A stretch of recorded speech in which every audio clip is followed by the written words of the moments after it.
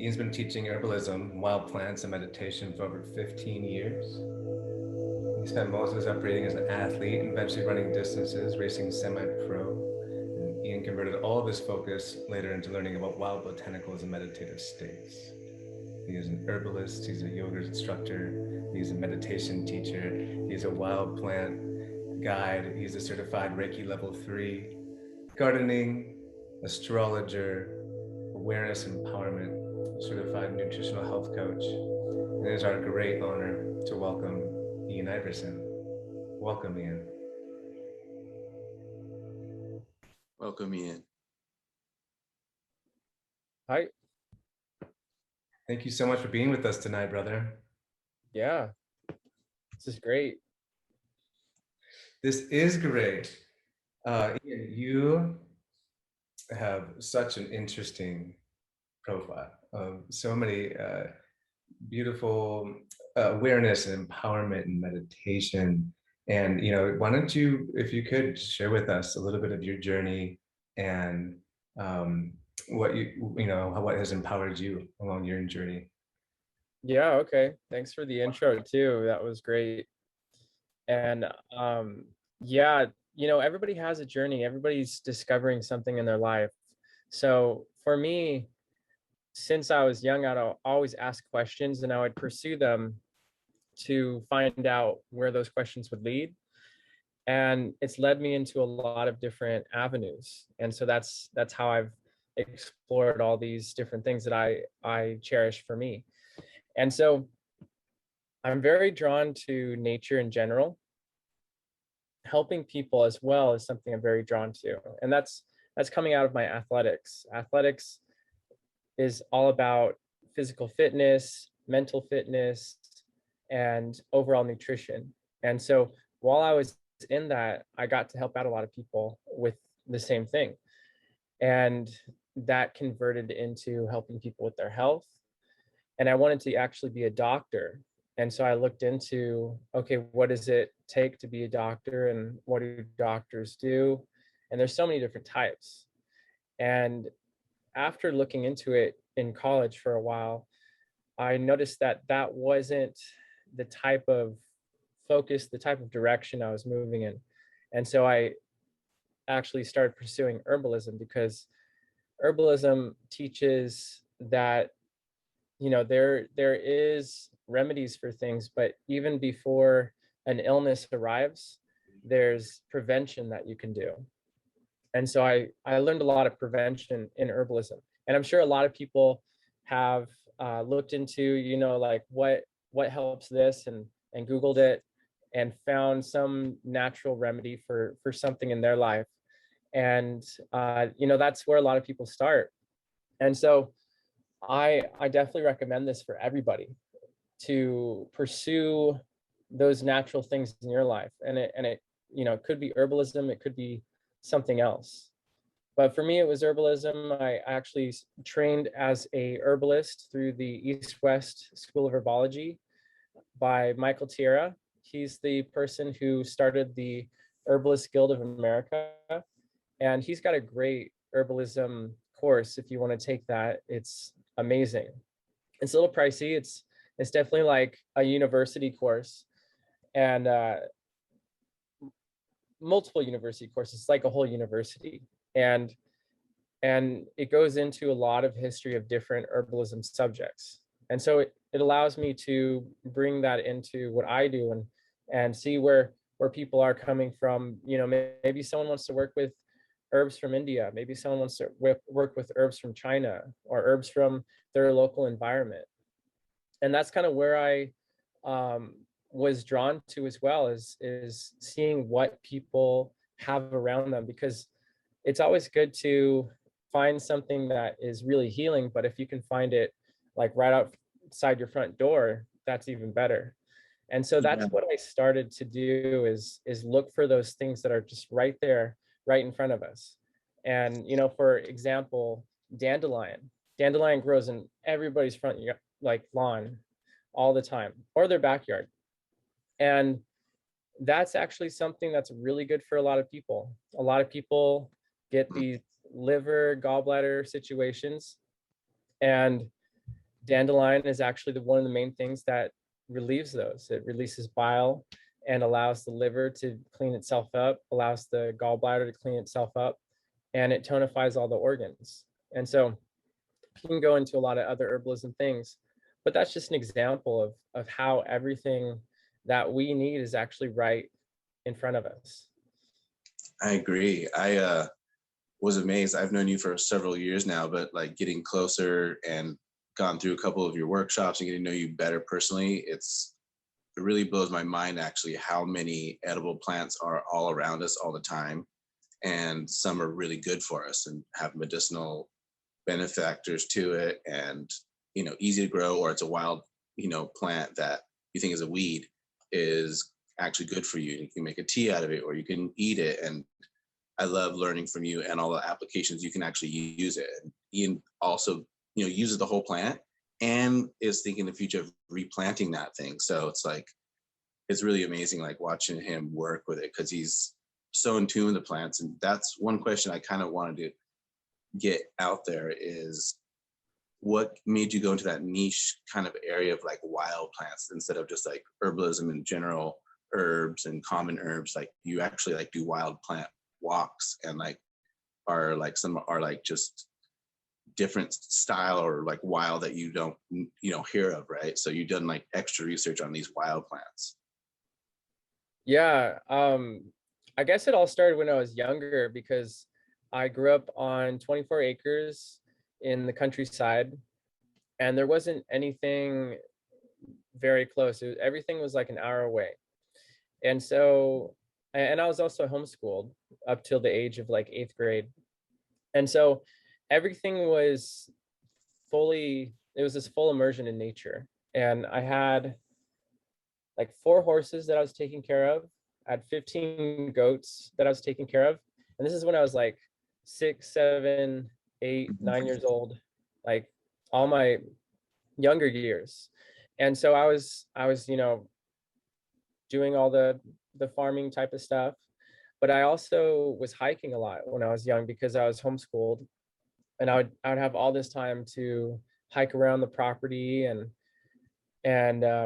I did go to like soccer practice and stuff like that, but most of it was hiking. And so I would actually take one of my cats. We had a few cats, and I would take a cat and hike with the cat. And now it's like a big thing to like go hiking with the cat. There's like videos on it and stuff. But when I was young, I used to take this cat and go hiking, and the cat would smell stuff and start eating things.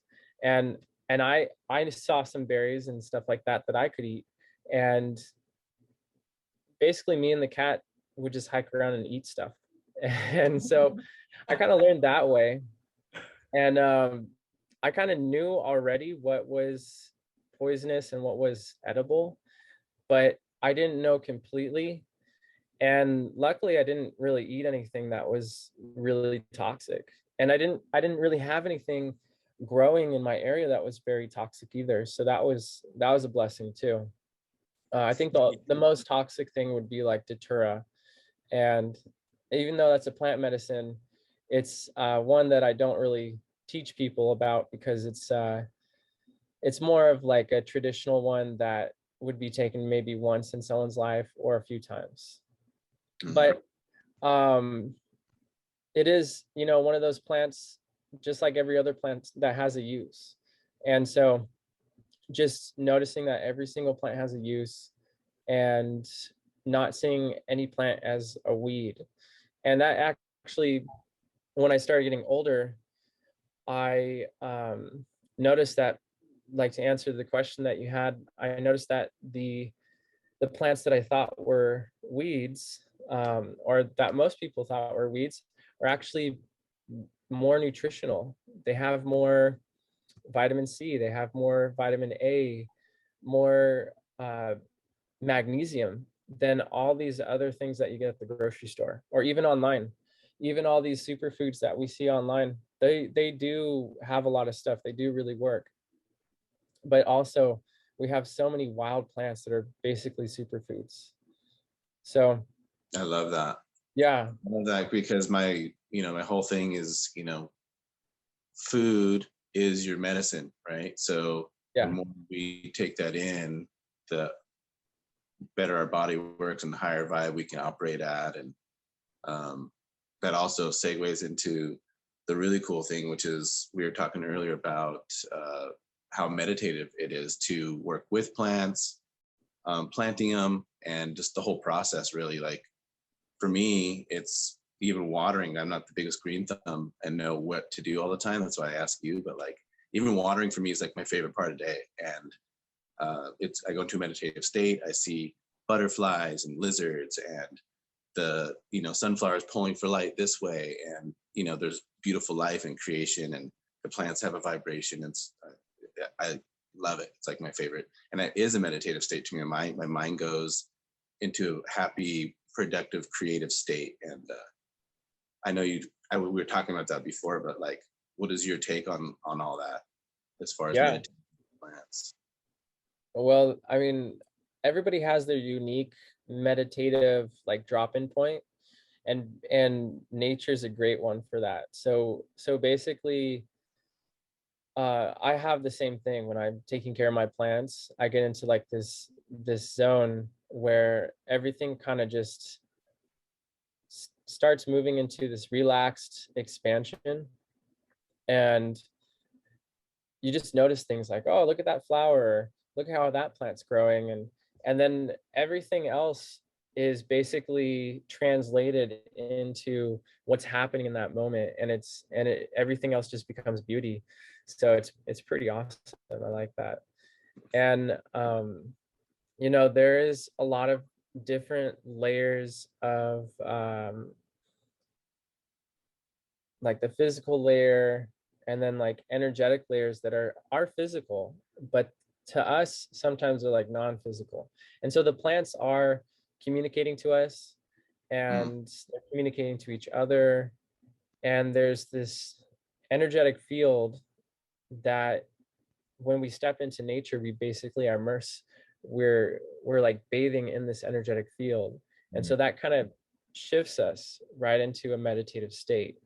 And if you noticed, it's actually a lot easier to have a long-term meditation practice if you're in a nature environment. Absolutely. And the reason, the reason why is because it's the flow of the chi, it's the flow of the energy that inspires you to just naturally meditate. And basically in a city, that could happen too, if your momentum of energy is translating all the fields into a inspirational flow for you. And that, I mean, that's very possible for many people. But I've seen a lot of people interact with, their electronic equipment and cell phone towers and things like that in a way that it kind of shuts them, I would say like suppresses their energy field a little bit. Yeah. And there's a lot of science on that. But basically that's a good thing to talk about, because sometimes it's a little challenging to notice it and then speak up about it, especially if people are like, oh, this isn't science or anything like that. But actually, if you look at where electrons are moving, if you look at where energy flows are going through electrical cords, and you look at the radiation of the electrical cord, like in the walls of the house and all that, you'll see where everything is moving. And then if you look at how your cells interact with electricity, there's certain frequencies that are beneficial to the cells and certain frequencies that are not as beneficial. And so that's what harmonics is all about. And Jesse, you know a lot about harmonics as a musician. And so like nature has beautiful harmonics. And so we could copy that in cities, and there are places that do copy that. And so the more that we copy what's happening in nature, the more that we're going to naturally want to meditate while we go into a city or anything like that. And so the whole goal, my whole goal is creating more environments that are like nature, or just integrating into nature. kind of a little bit of both of those. And so that's the whole goal, because as you do that, you feel more at home. There's a lot of people that feel separated or alone, or even they don't know the purpose of their life or the meaning for their life. And a lot of that is this separation from nature. And it really comes back to that, is this separation from nature, the separation of what their role is in life. And, you know, if you look at a certain bug or a certain animal, they have a certain role that they play. Sometimes it's just reproducing and maybe pollinating a certain flower or a certain few flowers, but they have their certain role. In humanity, we've seen that our role can be multiple things. We can create what we want to do in life. We can create our own hero's journey, like Joseph Campbell says. And I feel that nature really reminds us what is important to us. It really reignites the spark within us. And so that's what I provide with a lot of what I do, is to create those spaces, either physically or just in consciousness, of a natural environment. So you do it in such an amazing way, brother. You do it in such a, you are just so knowledgeable. Even Tara mentioned that she learned so much from you at the retreat. And every time we talk, every time anyone talks to you, you have this wealth of knowledge. And so I was curious, like, you know, you've obviously gone and you do a lot of studying. You love to read. You love consuming information. And but like, how much of what you know about plant life is as a communication with you and the plant, right? And along that line too is like, you know, when we start to be in communion with these plants or trees, or, you know, the nature consciousness, if you will, right? You know, how does that help us connect to the alchemization, you know, of the chemical components of those plants, and how that relates to our body, right? Is it a energetic healing situation? It's both, like you said, it's both energetic and physical, right? So how much is that a communion with the plants, you know? yeah, you know, I think the first thing is, however a person relates with plants is perfect. um, I may relate a certain way, and then another person may relate a completely different way. So it's completely perfect. But for me, I mean, growing up, I like I said before, I didn't really read anything. It was more just the interaction of being in nature, and um, noticing what different animals ate. And I wouldn't eat what all the animals ate, because I knew that, you know, some things I couldn't eat that they could eat. But I just kind of noticed what everybody was going to. And I mean, of course, like certain berries, like elderberry, a lot of animals were going to elderberry and eating that. And so that was like one of my first ones, was going and eating elderberries in the wild. Um, but I've also read a lot. I've read a lot of different books about plants, and in different formats, you know, and in basically every format that you can think of for learning about plants. And I got a lot to learn. Basically, when an herbalist is calling themselves an herbalist, they're still a student. They're still like always learning, because if you think about how many species there are, there's billions of different species and subspecies and things like that. And I mean, not billions of species, but billions of organisms that vary. And so knowing that, you can't really know everything, but you can kind of categorize a lot of things with book knowledge. um, but yeah, there's a lot of different ways of basically sitting with the plant, communicating with the plant, and asking the plant, can you help me with this situation? And that's really more so getting in touch with you and your truth, and how clear you are within yourself.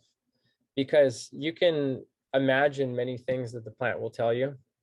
You can imagine many different things that archangels are telling you, or your spirit guides are telling you. You can imagine all those things, but the more that you're true with yourself, the more that you're going to hear truth in the world around you. And it's great to talk with guides, it's great to talk with archangels, all that kind of stuff. I'm basically saying that the more that you are clear within yourself, you're going to receive, you're creating a clear channel basically for you to receive what the plant is communicating to you. And So that really gets to meditation. Oh yeah. I was just saying it's so important that you talk about the distortion in the city life, and how important it is to get out into nature, or like you said, even just organize the energy in your space, to have more plant life. It's so important nowadays because we are, I had this thought the other day because, I'm a web designer and all the, very etherical on my computer screen a lot. And so, but now that is kind of a reality for me in my career choice. But I feel like to counterbalance now this overactivity on screens and within this electronic life, we need to spend more, also have this balance, this counterweight into our, having a meditative and plant, communion and nature walks and being out. Like, I think I just started hiking like right when COVID hit, and like discovered myself like fully, and within like 6 months, like not, I shouldn't say fully, like you said, we're always students, right? Like, and that's it's such an awesome thing for you to say, because I say that all the time, like always student, always the teacher, right? We're always learning, always teaching and learning every time we teach. It's so fun to watch you walk around just a property and like be able to just look at a plant and have the knowledge and experience to tell someone how they can use that specifically for them.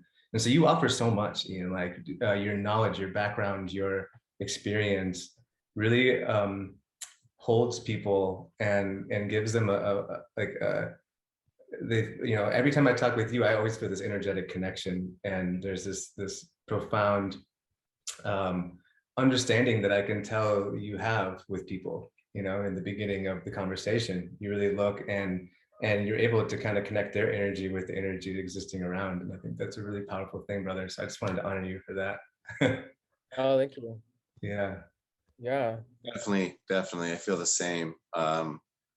He knows a plant, he's not disconnected, like this is like true intention for him, and like he's speaking the same language all the time, and obviously growing, but like he is involved in it. He knows what they taste like, how much to take of it, so he can even like make them into like little tinctures, or how to cook it and how to prepare it, things like that. So it's eye-opening, like what we have all around us that we can use, from hiking to at your house.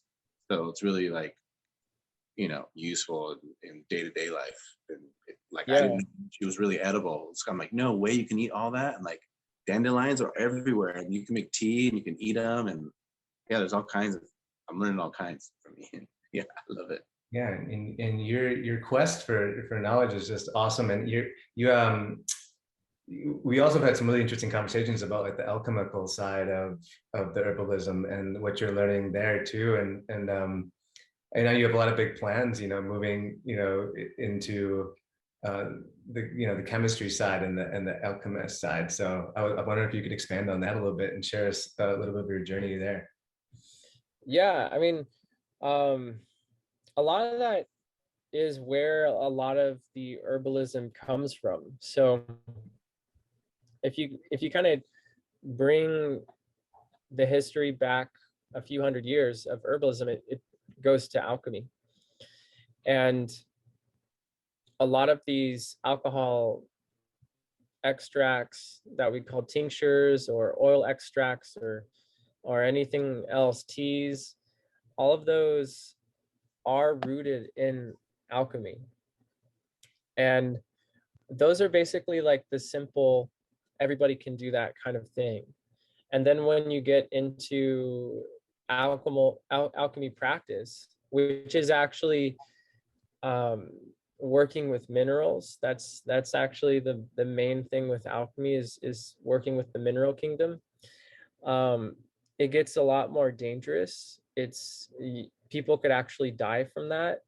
And so you have to really know what you're doing before you try it or you have other people try it.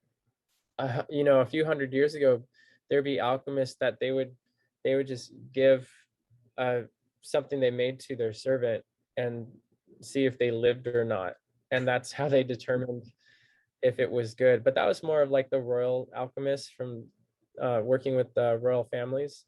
But there is a lot of alchemists that would feel the minerals, would feel the plants. The plants are basically the what you start with. You're not going to die from extracting from a plant.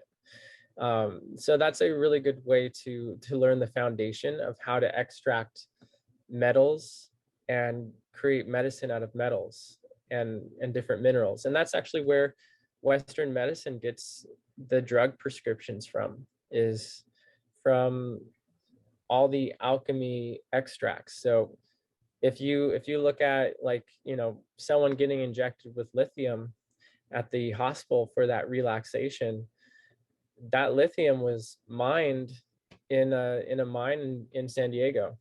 And San Diego has one of the biggest lithium mines. Really? And so yeah, they extract lithium from purpley pink stone, and they're extracting lithium from it. And so we're we're still using alchemy in Western medicine, but they're so basically they're so separated that they don't realize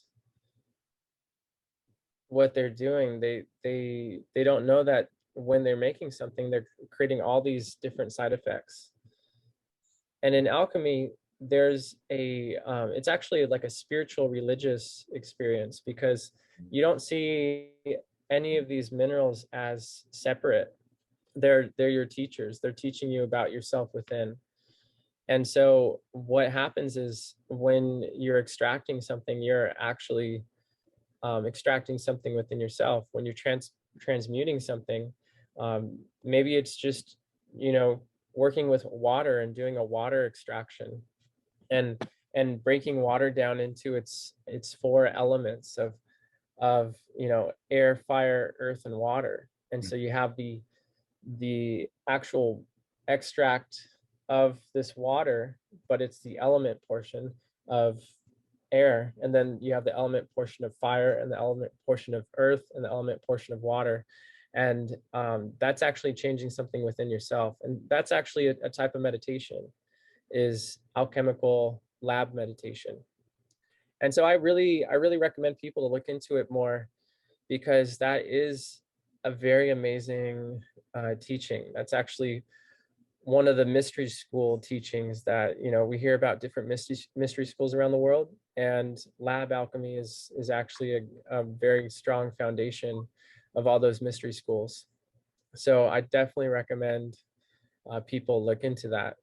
Mm. And basically what I'm more drawn to sharing with people is the spagyric portion, which is actually the plant extraction, plant alchemy, and extracting it into the three parts: the salt, sulfur, and mercury, or the body of the plant, the soul of the plant, and the mind of the plant, which is the essential oils is the soul, the body is the salt, and the mind is the alcohol extract, or sometimes the water extract. And then you recombine it. And when you recombine it, you actually create this very harmonious experience that was one when you started, and then you separated it. And then the way that you bring them all three back together, they coalesce and they become one again. And that's one of the main things in alchemy is separation and joining and rejoining. And so that's what refines things, and that's what we do in our life. You know, that's what psychology is all about. When you separate in psychology, you're identifying aspects of yourself, and then you have to rejoin it, because you're not just these little parts that psychology says. You're a whole being, you're a beingness. And that's what meditation is. Meditation is basically sitting with it and recognizing those things that you found in psychology, and just accepting that that is there, because until you accept it, it's not going to rejoin, and you're not going to feel whole again until you receive what you have to teach yourself. So Acceptance, man, is such an important part of the process, isn't it? yeah. Acceptance, and then finding enjoyment in what you're doing, right? Once you've accepted, when you find enjoyment, then you find the flow of what you're into, and then you can start to begin defining a mastery, empowering yourself to be fully embodied in what you're experiencing. And so yeah, how cool, Ian, to hear about that. And we're talking about, it's just a triune, right? You have this point, we have 3 points, and alchemy, I just start an alchemy and magic, it's magic. It's creation, right? We're creating something, right? And so, like, I loved how you said that when the pharmaceutical companies are creating things, they don't have understanding of what they're creating fully, because they're not in communion with the minerals, with the products, with the pieces of it, with what it does to people. They're all results oriented, right? So results, everything is, but we can get, there's so much power, and there's so much alchemization in the creation of taking the physical piece from what exists here on earth, and then marrying it with the other 3 elements, right? The earth and water and fire, and having that balance in our daily lives. Like you said, it comes from us, right? Like the creation is a piece of us. So whether we're using another piece of something physical, it's still us. And so that how we must balance our temple, right, in order to harness more of that energy that exists around us. So it's that balancing of that mental, physical, emotional, and spiritual pillars that can really help us have that clearer channel and that communion that you're talking about, right? That those deeper meditative states. And I almost feel like, I'm curious to have your take on this, because I almost feel like when I get into in music, when I play music, I listen to, I consume an album. Like I'll grab someone's album and I'll listen to it, and I'll listen to it, and I'll listen to it until it's like so ingrained in me that I can't listen to it anymore. And so I found that kind of similar experience in a meditation. Like for example, I had this tree that was out front of my window at my office space that would just, I don't know, in the middle of the afternoon when the sun hit my feet from the desk, I would start talking to that tree, and after a while, I started just to know what vibration that tree was, So how much, I would love to hear your experience, with, and you also told me that you actually spent a whole year or longer just in nature. Would you explain a little bit about what that was like, actually, Ian? Oh yeah. So I mean, before I respond to that second one, the first one with the tree, I have a lot of oak trees where I grew up, and I would sit with them too, and I would start to communicate with them, and they would communicate with me. But it wasn't like words like we're talking right now.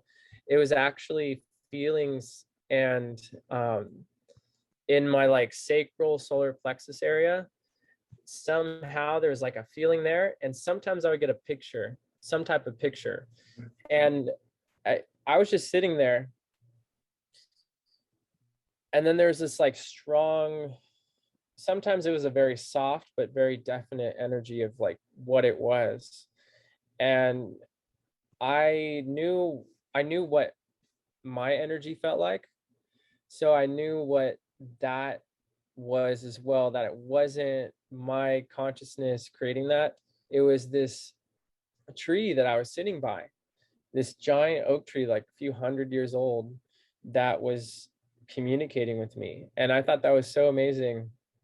And before that and after that, I've had communications with plants. And I recommend, like you guys were asking before, how can you communicate with the plants to see if this is good for you? definitely use intuition. Um, Intuition is very important for a lot of people, and that's going to keep them happy and healthy and alive. And so like working with the plants in an intuitive way, just feeling, asking the plant what does it need, asking the plant what it can offer you in forms of healing if you're looking for healing from a plant, and having some type of communication with the plants around you. And some plants will, respond back very potently. Sometimes it'll be like an essential oil smell, and sometimes it'll literally be that you have this sense like the plant is magnetically like pulling you towards it, and wants you to eat, some leaves or something. But definitely when you look into all of that, make sure you know what the plant is. Make sure you are not eating any poisonous plants. Mhm. Um, and if you do find poisonous plants, researching them, because a lot of plants, some area of the plant is poisonous, but the other area isn't. So like I mentioned elderberries. Elderberries, the berries are edible. The Really? berries are edible, but the actual leaves and the stems are pretty toxic. Mm. And the leaves have been used in herbalism, but the stems can be a little toxic to people. So I don't recommend eating the stems or the leaves, but the berries and the flowers I've eaten before, and in herbal books as well, it says that they're edible, especially the North American on the West Coast, the Sambucus mexicana, which is the Latin name of the elderberry over here. Sambucus mexicana is a more edible elderberry, and the ones in Europe are a little bit more bitter. They're a little bit more medicinal. So you wouldn't really eat those as much as you would eat the ones here in California. Mhm. And And these so are, there's differences in that. What was that? I was saying, and these are the things and type of courses or education that you go over in your offerings, correct? Like if Yeah. you one, or Yeah. if you're Like, doing a wild hike, like a medicinal plant hike or a wild hike, or even somebody's home, you could do that as well. Mhm. yeah, I do like home consultations also over Zoom, like we're doing right now. Mm-hmm. I have, an offering where you buy for an hour or two a walkabout around your house or around your area, and you can have just your phone, showing your phone to different plants, and I can show you what is, what's food, what's medicine, what's toxic, all that stuff through Zoom. And so Wow. that's really cool. Yeah. That's fantastic, Ian. And everyone, I typed the chat in there at spectrumhealers.com at the marketplace. And that's Ian's offering this one-on-one sessions with Ian for health consultations and for what you just described, where we can actually, it's so important that you get in communication with your environment, right? And so Ian's a beautiful resource for anyone who wants to explore that environment a lot deeper. It's pretty clear by talking to you, even just here, Ian, how much you understand about the plant life and how much you commune with it. And wow, it's a beautiful thing. Yeah, I'm excited to see Ian do the walk in Julian at the next retreat, because there's so many different plants at this venue, Yeah. and the land is awesome. Has a creek with it, and there's dry area, so there's like a bunch of different rocks and plants. I know you're just gonna have a heyday with it. So Yeah, we haven't had much a chance to tell you about the new property. We're holding the next retreat, everyone, in October 15th to the 17th, and it's going to be in Julian, California. The land is just gorgeous. There's like walkways into the mountains that we can take for meditative walks.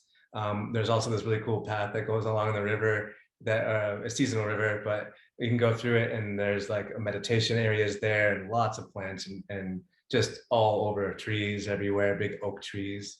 So really immersive, beautiful space for us to learn about and be in communion with as we go into this next retreat in October. It's gonna be fun, man. Yeah. Yeah, that's awesome. Yeah, it's gonna be really Excited for that.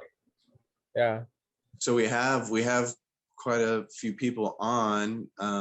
We're about to open up some Q&A, see if anybody has any questions. Go ahead and raise your hands. There's like a raise your hand button in there. And if you have any questions, we can put you on and you can ask in, or you can type it in, or you can go audio or video. It's up to Yeah.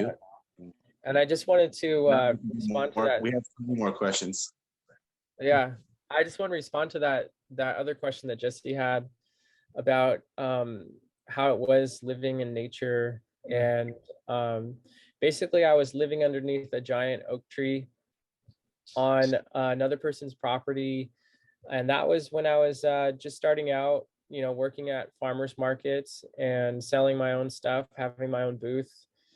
And I sold gemstones, which was really fun. And so it was like this awesome gemstone booth. And I got a lot of people telling me to read the Bible, which was kind of awesome because I got to talk with them and have like these religious and spiritual conversations with them while I got to talk about crystals and meditation and stuff like that. So it was really fun. To me, it was really fun to talk to people who, thought a certain thing about me or about just like, meditation or crystals in general, and then found out it's actually more of what they're already learning about in the Bible or whatever religion they have, which is, a really beautiful thing. But in nature, I actually had a lot of interesting experiences with nature, and there's a lot of crystals around. I was meditating all the time. I harvested wild foods and grasses and made wild wheatgrass juice in my blender at my place. It was really fun. And I even saw like nature spirits, and it, it was basically like these nature spirits that lived in the tree or around the tree that was near, and they would go through the walls of where I was living, and then they would fly around this little flame that I had, and I would light a flame almost every night. And a few nights I would have these little balls flying around the flame, and I would like rub my eyes, and I was like, what is that? Is there something in my eyes? And I noticed that they would just fly through the walls and back to the flame, and I'm like, okay, this is not something in my eyes, this is actually happening. And they were interacting with the flame, and it was beautiful. I thought they were bugs at first too, and they're little spheres of energy, and they're like little sprites or nature spirits or fairies.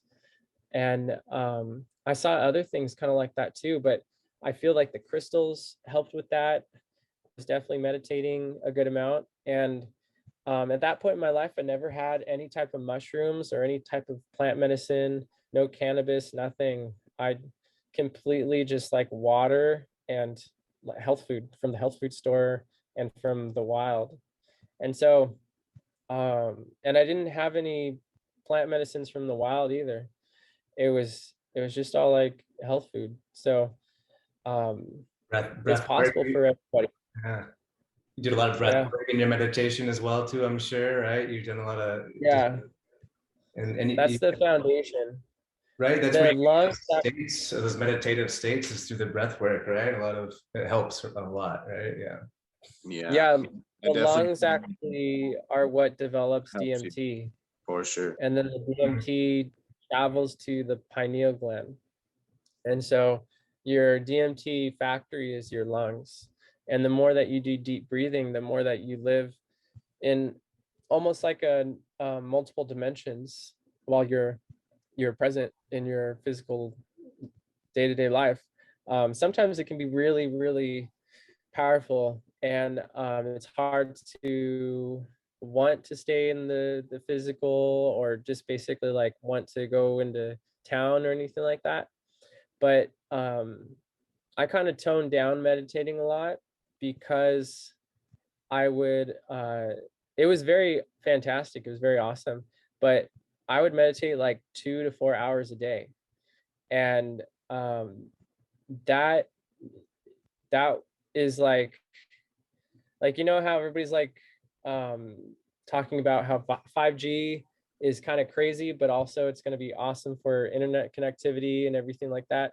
Well, if you meditate for like, you know, an hour at least to 2 hours every single day, and your dedication is like on point where that's what you do, you're you're like at 7G, and you're just tuning into everything.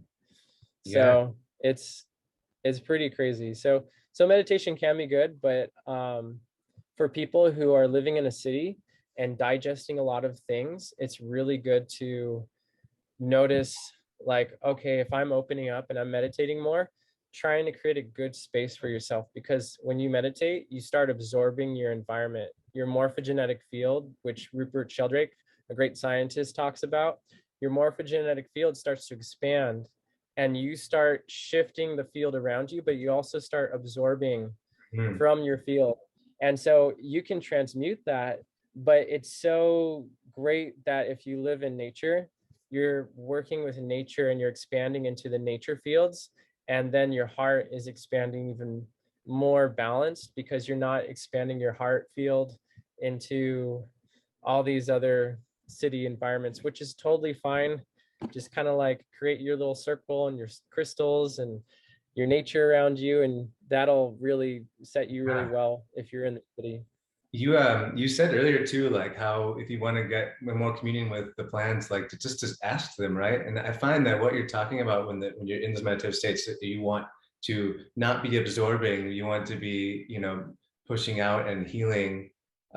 It's simple as just asking sometimes, right? It's just kind of a kind of a meditative, you're asking your higher self just to clear your energy field and hold space around you, and you want to absorb what you need and not what you don't, right? And something as simple as that. I would love to hear your take on Yeah, how you go about that. Yeah. yeah, it's all about energetic boundaries and the magical word of no. So basically, if you know how to say no, you know how to create healthy boundaries, and that's a very powerful word. And if you create that no energy in your energy field, you'll know no no, and also KNO, but the NO is creating this sense of, this is what my value is, and this is what I am creating. And if you are able to create that healthy boundary, you're showing who you are, what you're all about, and you're not just swaying in the wind, basically, Mhm. um, or picking up whatever anybody's dishing out. And so that's really important because um, it's good to be open-hearted. It's really good to share yourself with people around you, and especially loving environments and people that need love, sharing love with them. But it's also really good to create these healthy boundaries for what is good for you, and working with the idea of, you know, sharing from a cup running over, my cup runneth over type of energy, because then you're actually creating ripples in your environment around you. But if you're sharing from this, like, you know, fake it till you make it type of thing, where you feel really hurt but you're smiling all the time, but inside you're actually hurt, um, that actually could change you. It's kind of like the Louise Hay type of mentality. It could actually change because you're changing your frequency, your energetic state. But just being truthful with yourself, being truthful with yourself. You don't have to be truthful in how you share that feeling all the time with everybody else, what you're feeling inside, but just at least with yourself, kind of like praying secretly within yourself. You're going to tell yourself and be in communion with source, what is meaningful to you, what's true. And so just being like that with yourself, telling yourself what's meaningful to yourself, what is true. And And then that's basically create those healthy boundaries. What attaches and what doesn't attach. So energetic things that'll attach to you are basically things that you're saying that you'll transform or that you're calling for, and or energetically calling for. Sometimes you say like, oh, that doesn't affect me, and then because you're focusing on it, you're creating like something to come in that'll affect you in that certain way. Yeah. To learn about. And so you know, I was humbled by that big time when I was younger, trying to like help the whole world and just telling the universe I'm open to everything. Just I need to help the world, and I need to do you know, I need to heal all levels of healing on the planet. And a lot of people have that intention, but like the life is like, okay, you want to try that? Sure. And it's really going to be very clear with your prayers, very clear with your spells, because everything you spell out is a spell, and it's something that you are creating in your life. Every frequency is a prayer, every frequency is a spell. The prayers and spells mean the same thing. We think, So we speak when we do, and that's the alchemization of bringing something from the cosmos, right? We take it down through a crown, and then our voice box is like the alchemization of this 3D realm, right? And we actually are alchemizing in writing, like you say, and anything you write down, it's so powerful, man. Everything that you're talking about, I just resonate with so much. Even to like seeing like the flickers of light. I remember seeing that as a kid and not really knowing what it was, like, and having that communion in really beautiful spiritual ways, but not having an understanding of that. So it was really powerful to hear you and your experience and how you've interpreted it. Like that's really cool. And I wanted to add something else, but I forgot what it was. There's yeah, this what we get is what we ask for, right? And I resonated so hard with how you talked about the kind of fake it till you make it energy, right? Like that is something that is, it's almost like an initiation for every heart and every mind, right? To go through the understanding of the difference between faking it till you make it and having a goal and succeeding at that goal, but doing it with the right intention, right? Is a lesson that comes later in life almost, where you're like, oh, well, I'm very powerful. I realize that I can create most anything I want.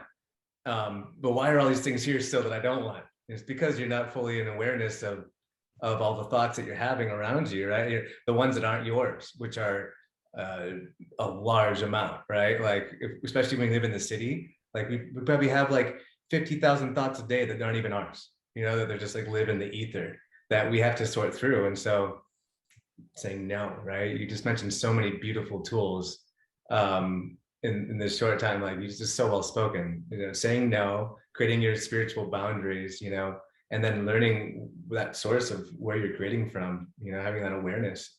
And thank you, brother. Thank you for everything that you bring. Thank you for the knowledge and the love and the mission that you're on, because we feel you. And man, we look forward to continuing this mission and opening up every heart and every mind, brother. Definitely. Yeah, we'd love to have you back. We're definitely going to have you at the retreat in October. So if anyone wants to see him then or in between time, you can contact him on our website. And he's very easy to talk to and get a hold of. So I recommend it for sure. And I'm definitely going to be on the next one. I think I missed the one at the retreat or half of it. So I'm going to be there for sure this time. Yeah, it was kind of like whenever people gathered, that's basically how it happened. So we did have a schedule. I think I did like 2 in one day.